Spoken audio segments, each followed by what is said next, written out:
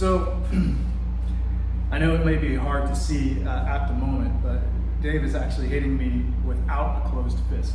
So he's hitting with the fingers open like this and just aligning from the knuckles down through the forearm bones. Some people aren't gonna like this.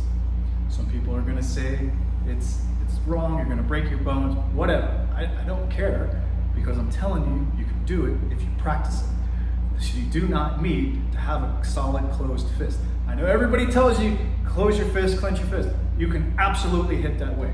You think about like, what is it, a mace, you know, with the big iron ball on the chain and the stick. Yeah, that is a nice solid thing, and it can be, your fist can be used like that.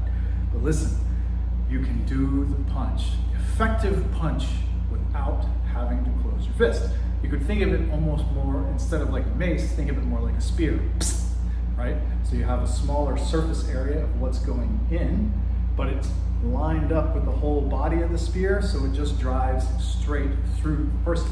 So one way to get you started doing this is just, Dave, step forward if you please. Don't hit the person yet, just place the knuckles on them, okay? And then open the fingers. Like you can see down here, my fingers are open. Go ahead and split stance, one foot in front of the other, and be more stable, right? So my goal here, you see the fingers are still open. I need to line up my knuckles through the forearm bones, right, back to the elbow, and then drive that through them again like it's a spear.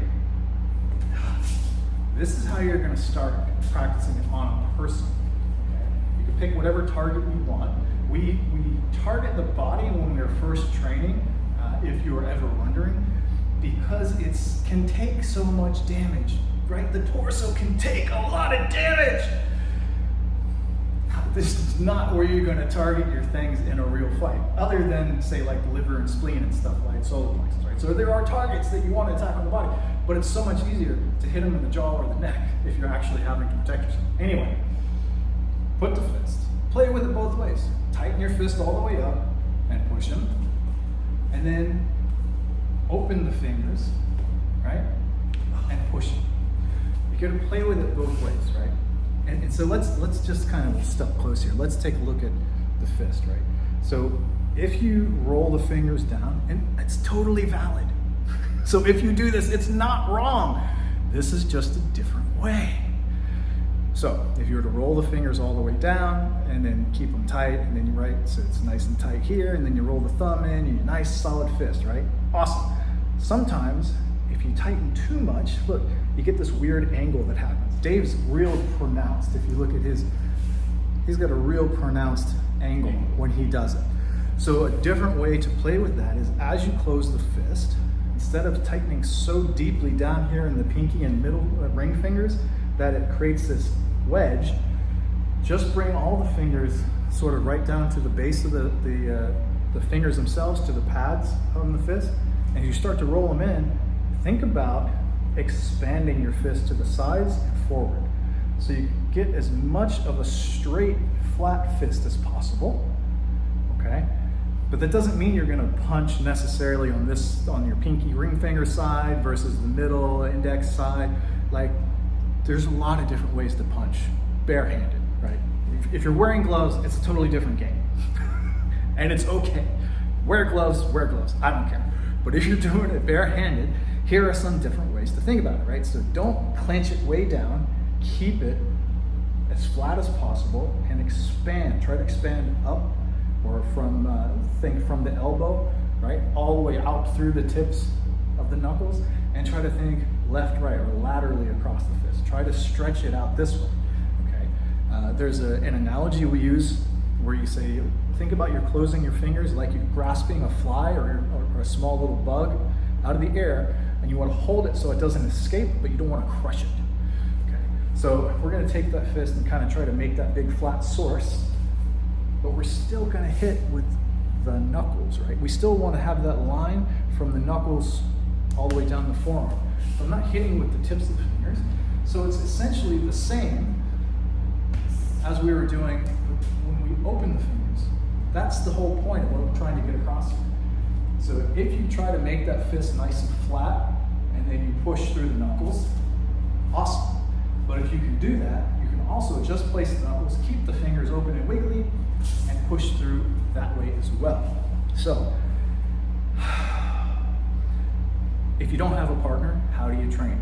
Great question. Here's what you do. Very simple. You either go to the wall or you go to the floor, right? So we'll do a little spinny thing or whatever, and we'll go over here to the wall. Okay, back to, we're here at the wall. Dave, sir, go ahead and put your fist on the wall, and now open the fingers. So here's the thing, and we're going to show you on the floor as well. You need to be able to stabilize from those knuckles straight through the hand up into the elbow itself. So just put a little pressure into it so you can get to the point where you feel what it takes to not let your wrist or hand collapse. And from there, just pull your elbow back to your body, which in turn is going to move your body towards the wall. Okay. And so this is how you start, right? Essentially, you're doing a push-up against the wall, right? Super low stress, low impact, super easy. Right? And you do the other side, you do both fists, whatever. The point is you just want to stabilize so that there's no collapsing left or right, up or down, okay? And then we'll do another little cool spinny edit thing, and we'll go down to the floor, show you how to do the push-ups with the same thing. Okay, so here we are on the floor. You're gonna set yourself up essentially just like you would if you're going to do a regular fist push-up to the floor. In this case, so your thumbs are pointing forward, and so I'll be pointing my thumbs towards you at the camera. And you can put your feet wherever you want, right? Like sometimes we stack our feet, sometimes we don't. So first, just get on the regular fist, do one push-up, see how it feels. Right?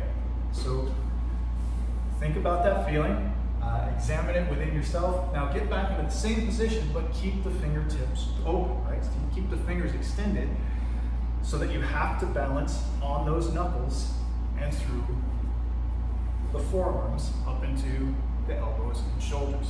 And then do your push-ups from there as well.